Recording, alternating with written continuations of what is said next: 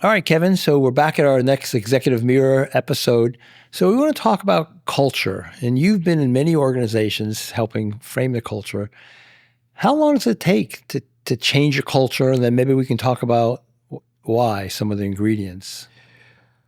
Well, the literature says 3 to 5 years. And, you know, I don't know how accurate that is on the one hand. Right. This is what I do know, that culture starts at the top of the organization.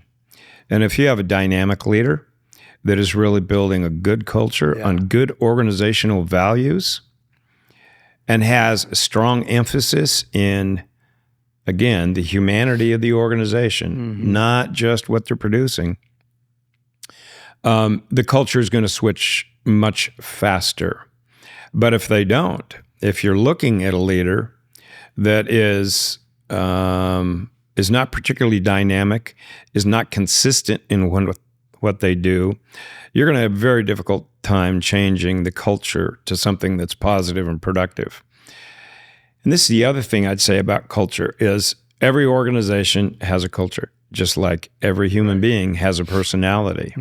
It's just, is it the kind of culture that you want to have? Yeah. And so using that in a disciplined way, I've been in organizations trying to bring that about, you know, especially if there's a new leader, a new executive talking about what's your next 60 days, 90 days. You know, unless the culture is in a turnaround and it's a mess, the best executives spend time honoring some of the traditions. And so what I mean by that is, so tell me what's been going on here, and let me learn from you, and what do you do in your job? And so there's a 60 or 90 day kind of learning about the organization versus coming in and changing things. I mean, I've been also with executives, and this is in the organization, someone came in and started trying to change things way too soon, which was devaluing, and sometimes it wasn't the biggest things. You know, they were looking at time cards, or they're looking at this, and people going, what are you doing? And so from the upstart, because as we talk about, the leader, the executive, the CEO has so much influence. And so I like to say they're under the spotlight all the time.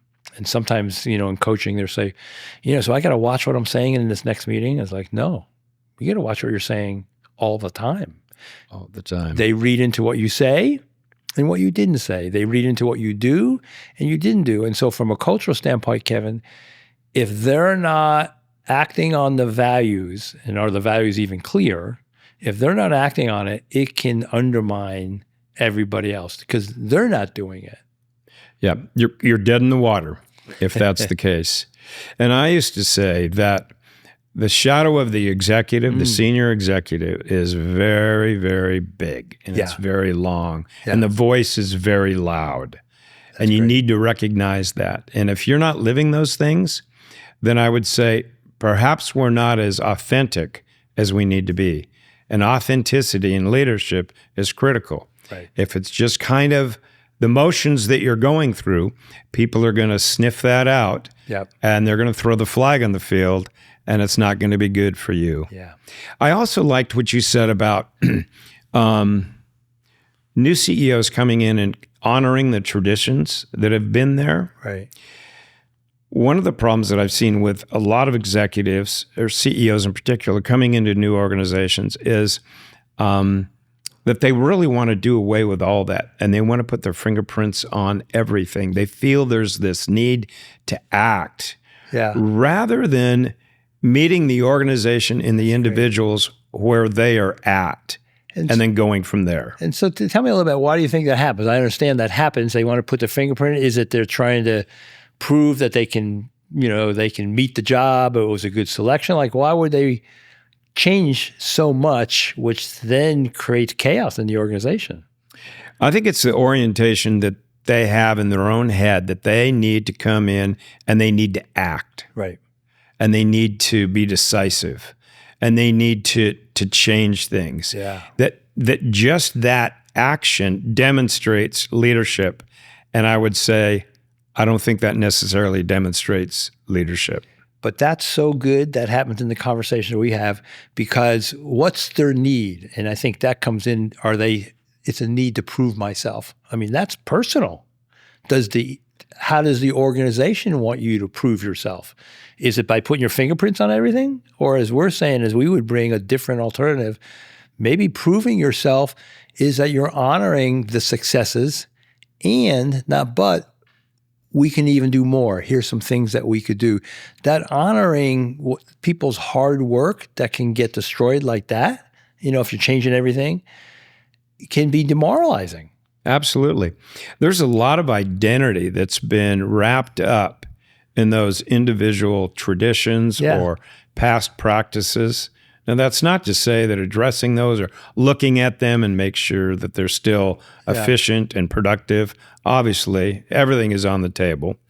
But there's a lot of people that have a lot of ownership in those things. Yeah. And even if it's something that has to be pulled back on and replaced with something else, just keep in mind that there's a lot of identity wrapped up in that. And you're a brand new CEO. And the best thing you can do for yourself is to get a sense of credibility in the eyes of those that you're leading. And this is one way in which you could dash that credibility. Exactly. It happens all the time. I'm dealing with an executive now who's only been there for a year. I know their culture. They've had a pretty extreme culture just because of the CEO. Typically we say, how much influence does a CEO have over the climate or the team? And this is any leader over the team. It could be 50 to 70%. Well, this CEO had 90%. Oh. And if he came to work and wore a white shirt, everybody else would come to work doing that. I mean, all these unseen influences. So this new CEO is trying to change the culture, and a big part of what we're talking about is, okay, let's revisit the values. Are they the same values? Do we enhance it? You want to get people's fingerprints on some of those key things. And so what I say about the values, because sometimes they can feel soft, it's not what it says. There's going to be teamwork, collaboration, trust, integrity. It's what it does. And are these values in line with your and my values and what we want to see for the organization? So even though they got all these tasks they got to do, bottom line, it's those connections. And then these values can be accountability. Are we making decisions from these values? I always said that it's the process that really reaps the biggest outcome. Yeah. Because you're right.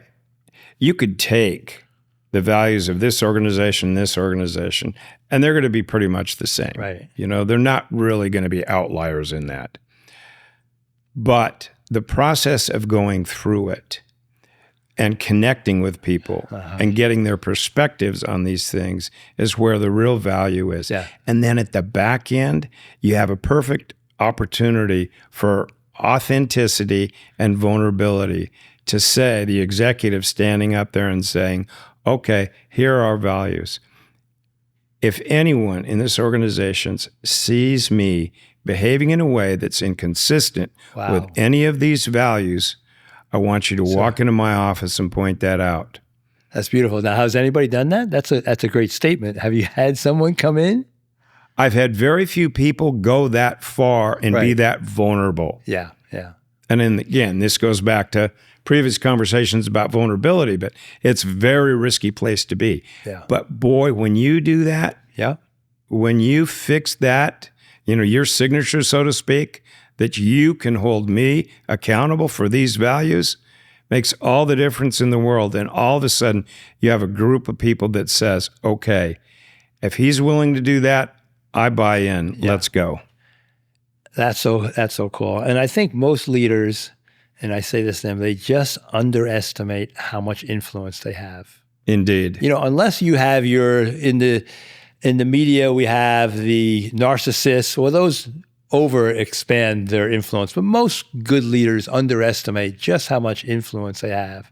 And I know one of the best practices of some of the CEOs that I've dealt with, founders of organizations, in their conversations, they would have some specific questions, specifically about how are you doing?